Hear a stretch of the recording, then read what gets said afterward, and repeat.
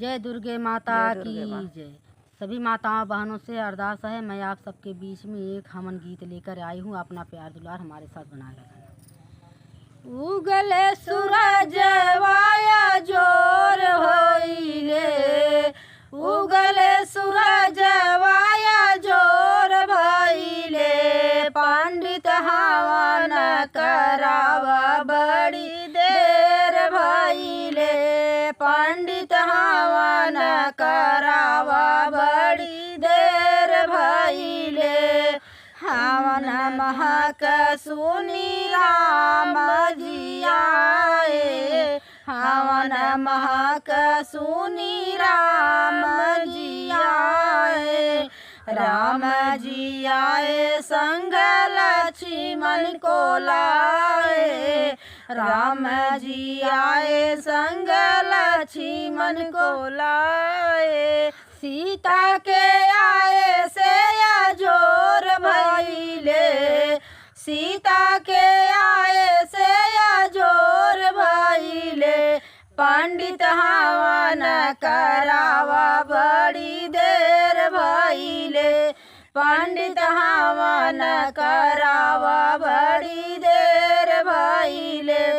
हवन महक सुनी कृष्ण जी आए, हवन महक सुनी कृष्ण जी आए, कृष्ण जी आए संगे दाऊ को लाए, कृष्ण जी आए संग दाऊ को लाए, राधा के आए से जोर भइले, राधा के आए से जोर भइले, पंडित हवन करावा बड़ी देर भइले, पंडित हवन करावा बड़ी देर भइले।